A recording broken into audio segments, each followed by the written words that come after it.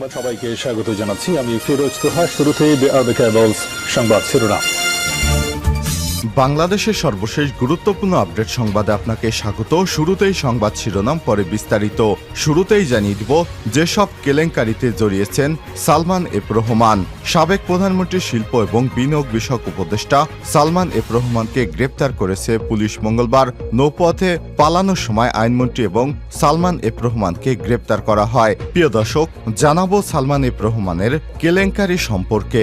এই কেলেঙ্কারিগুলো বাংলাদেশের মানুষকে ঠকানোর জন্য সালমান এফ রহমান কি করেছিলেন। এরপর থাকবে আগামী 15 আগস্ট নিয়ে শেখ হাসিনার বার্তা। শেখ হাসিনা পালিয়ে যাওয়ার পর আগামী 15 আগস্ট নিয়ে আবেগঘন বার্তা দিয়েছেন। এই বার্তাটি নিজের ভেরিফাইড ফেসবুক পেজে পোস্ট করেছেন সজীব ওয়াজেদ জয়। জানিয়ে দিব মাওলানা সাঈদীর মৃত্যুবার্ষিকী আজ। জামাত ইসলামের বিবৃতি। বাংলাদেশ জামাত ইসলামের সাবেক নায়েবে আমির, খ্যাতিসম্পন্ন ইসলামী চিন্তাবিদ আল্লামা দেলোয়ার হোসেন সাঈদীর প্রথম মৃত্যুবার্ষিকী আজ 14 আগস্ট। এরপর জানিয়ে দিব লক্ষ্মীপুরে হামলায় 8 পুলিশ আহত, চেয়ারম্যান টিপু সহ আসামি 718 জন। এদিকে আইনমন্ত্রী আনিসুল হক আটকের ঘটনায় বিএনপির আনন্দ মিছিল। ব্রাহ্মণবাড়িয়া 4 কসবা আখাউড়া আসনের সাবেক সংসদ সদস্য এবং সাবেক আইনমন্ত্রী আনিসুল হক আটক হওয়ার খবরে আখাউড়া আনন্দ মিছিল করেছে উপজেলা বিএনপি এবং সহযোগী সংগঠন। এবং সর্বশেষ জানিয়ে দিব বাধ্যতামূলক অবসরে সাবেক এসবি প্রধান মনিরুল ইসলাম এবং ডিএমপির কমিশনার হাবিবুর রহমান। পুলিশের ঊর্ধ্বতন পদে থাকা 2 পুলিশ কর্মকর্তাকে বাধ্যতামূলক অবসরে দেওয়া হয়েছে। মঙ্গলবার 13 আগস্ট স্বরাষ্ট্র মন্ত্রণালয়ের জননিরাপত্তা বিভাগের জারি করা পৃথক 2টি প্রজ্ঞাপনে এই আদেশ দেওয়া হয়। প্রিয় দর্শক, এতক্ষণ শুনছিলেন সংবাদ শিরোনাম, এবারে বিস্তারিত। তবে তার আগে বন্ধুরা, এই সংবাদটিতে একটি লাইক দিন, আর এই চ্যানেলে আপনি নতুন হয়ে থাকলে সংবাদটি দেখতে দেখতে চ্যানেলটি সাবস্ক্রাইব করে রাখুন, যাতে করে আমাদের পরবর্তী লেটেস্ট আপডেট সংবাদগুলো সবার আগে আপনার কাছে পৌঁছে যায়। আর বন্ধুরা, এই সংবাদটি দেখতে দেখতে আপনার মূল্যবান মতামত কমেন্ট করে জানিয়ে দিন বন্ধুরা, আপনি বিশ্বের কোন দেশ থেকে আমাদের সংবাদটি দেখছেন এবং শুনছেন। এবারে বিস্তারিত। যেসব কেলেঙ্কারিতে জড়িয়েছেন সালমান এফ রহমান। সাবেক প্রধানমন্ত্রী শিল্প ও বিনিয়োগ উপদেষ্টা সালমান এফ রহমানকে গ্রেপ্তার করেছে পুলিশ। মঙ্গলবার নৌপথে পালানোর সময় রাজধানীর সদরঘাট এলাকা থেকে তাকে গ্রেপ্তার করা হয়। 2006 থেকে 7 সালে তত্ত্বাবধায়ক সরকারের আমলে ঋণ খেলাপি সহ নানা অভিযোগে জেলে গিয়েছিলেন সালমান এফ রহমান। এরপর বের হয়ে নাম জড়ান 2010 থেকে 11 সালের শেয়ার বাজার কেলেঙ্কারিতে।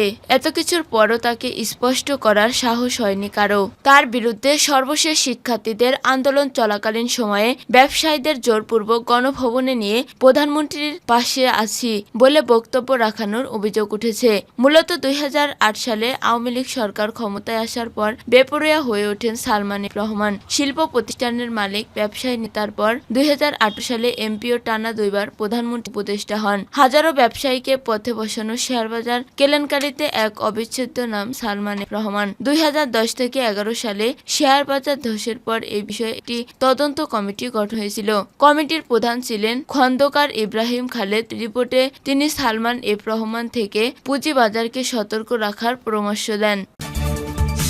15 আগস্ট নিয়ে শেখ হাসিনার বার্তা। 15 আগস্ট নিয়ে আবেগঘন বার্তা দিয়েছেন সাবেক প্রধানমন্ত্রী শেখ হাসিনা। এই বার্তাটি নিজের ভেরিফাইড ফেসবুক পেজে পোস্ট করেছেন সজীব ওয়াজেদ জয়। পাঠকদের জন্য শেখ হাসিনার পুরো বার্তাটি তুলে ধরা হলো। শেখ হাসিনার বার্তার শুরুতে বলেছেন, প্রিয় দেশবাসী, আসসালামু আলাইকুম। ভাই ও বোনেরা, 1975 সালের 15 আগস্ট বাংলাদেশের রাষ্ট্রপতি জাতিতা বঙ্গবন্ধু শেখ মুজিবুর রহমানকে নির্মমভাবে হত্যা করে। তার প্রতি গভীর শ্রদ্ধা জানাই। একই সঙ্গে আমার মা বেগম ফজিলাতুন নেসা, আমার 3 ভাই মুজুদা, ক্যাপ্টেন শেখ কামাল মুদা, লেফটেন্যান্ট শেখ জামাল, কামাল ও জামালের নব পরিণতা বধূ সুলতানা কামাল ও রোজি জামাল, আমার ছোট ভাই যার বয়স মাত্র 10 ছিল শেখ রাসকে নির্মমভাবে হত্যা করে।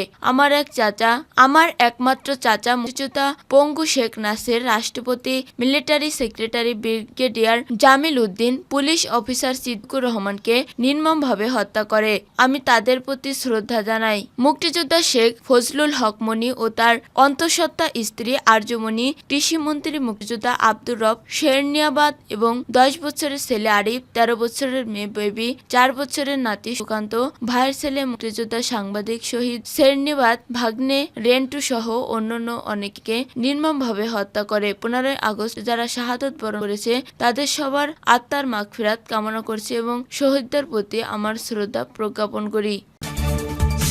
মাওলানা সাঈদীর মৃত্যুবার্ষিকী আজ, জামাতের বিবৃতি। বাংলাদেশ জামাতে ইসলামী সাবেক নায়েবে আমির, খ্যাতিসম্পন্ন ইসলামী চিন্তাবাদী আল্লামা দেলাওয়ার হোসেন সাঈদীর প্রথম মৃত্যুবার্ষিকী আজ 14 আগস্ট। মানবতা বিরোধী অপরাধের মামলায় আমৃত্যু কারাদণ্ডপ্রাপ্ত ছিলেন তিনি। গত বছরের 14 আগস্ট রাতে চিকিৎসাধীন অবস্থায় তার মৃত্যু হয়। মঙ্গলবার 13 আগস্ট মাওলানা সাঈদীর মৃত্যুবার্ষিকীতে তার আবেদনের কথা স্মরণ করে এক বিবৃতি দিয়েছিলেন জামাতের ইসলামী আমির ডক্টর শফিকুর রহমান। বিবৃতিতে জামাত আমির বলেন, 2023 সালের 14 আগস্ট রাতে পিজি হাসপাতালে প্রিজন সেলে চিকিৎসায় অবহেলার কারণে দেলাওয়ার হোসেন সাঈদ ইন্তেকাল করেন। তাকে কাশিমপুর কারাগার থেকে অসুস্থ অবস্থায় ঢাকায় এনে সন্ধ্যায় পিজি হাসপাতালে ভর্তি করা হয়। কর্তব্যরত ডাক্তার ও হাসপাতালের কর্তৃপক্ষ তার চিকিৎসার যথাযথ পদক্ষেপ নেয়নি। চিকিৎসায় অবহেলা বহু তথ্য প্রচারিত হয়েছে, এমনকি ওই অবস্থায় তার সন্তান ও স্ত্রীকে সাক্ষাৎ করতে দেওয়া হয়নি। এমন এক পরিস্থিতিতে পিজি হাসপাতালে তিনি ইন্তেকাল করেন। জামাতের আমির বলেন, দেলাওয়ার হোসেন সাঈদীর ইন্তেকালের পর ঢাকায় তার জানাজা আদায় করতে দেওয়া হয়নি। লাখ লাখ তৌহিদি জনতা ঢাকায় জানাজা আদায়ের দাবি জানালে পুলিশ তাদের উপর কাঁদানে গ্যাস ও সাউন্ড গ্রেনেড ও গুলি চালিয়ে শত লোককে আহত করে।